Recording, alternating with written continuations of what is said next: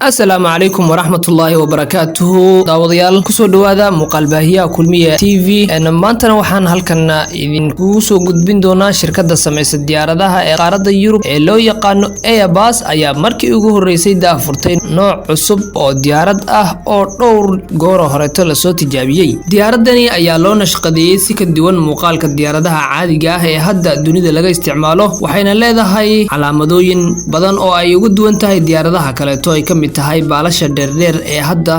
sida caalamiga ah loo nashqadeeyay iyo sidoo kale tana afka horeeto oo ay ugu duwan tahay diyaaradaha kale waxayna sidoo kale tana uga eg tahay kalluunka ama libiriga waxa loo yaqaano waxay shirkadani sheegtay in nooca cusub ee diyaaradani ay noqon doonto mid rakaab ah oo dadku ay ku safri doonaan mustaqbalka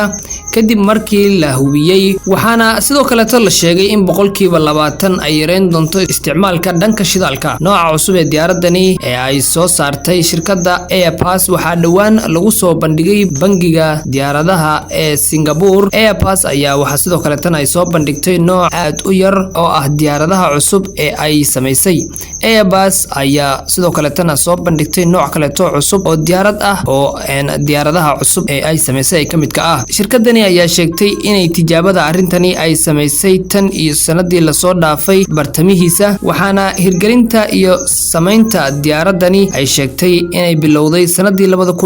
2017 dheerarka diyaaradda wuxuu gaarayaa 4.2 mm waxaana shirkadda ay sheegtay inay sameynta diyaaradani ay u adeegsatay tiknoolajiyad casri ah si loo hubiyo in ay hawada u gali karto si la mid ah diyaaradaha kale ee caadiga ah kuraasta gudaha iyo qaabka dadka ay u fariistaan ayaa sidoo kale ka duwan qaabka diyaaradaha kale ee caadiga ah sidoo kale dhawaqa motorka diyaaradda ayay sidoo kale shirkadda sameysay sheegtay in uu aad uga yar yahay kan diyaaradaha kale shirkadda Airbus waxay maalgelinaysaa sidoo kale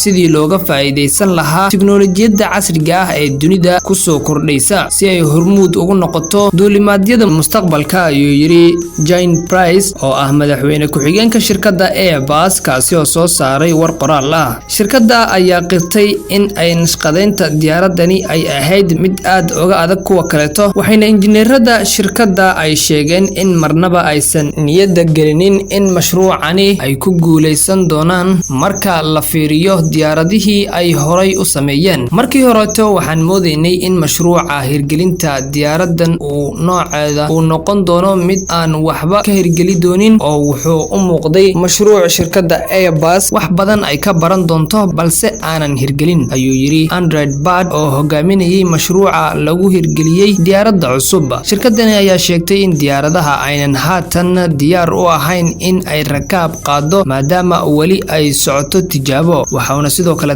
warbaahinta kula hadlay bangiga dalka Singapore wuxuuna madaxa shirkadda sheegay in tiknoolajiyadda cusub ay wax badan u sahashay shirkadaha sameeya diyaaradaha sanadkii 2017 ayay shirkadda Ping ee dalka Mareykanka sheegtay in sidii loo sameyn lahaa nooc cusub oo diyaaradeed ay la kaashanayso hay'adaha hawada sare ee dalka Mareykanka shirkadda duulimaadka ee loo soo gaabiyay KLM ayaa iyaduna sanadii la soo dhaafay shaacisay inay maalgelin doonto sidii loo sameyn lahaa nooc cusub oo diyaarad ah taas oo aan shidaal badan u baahan doonin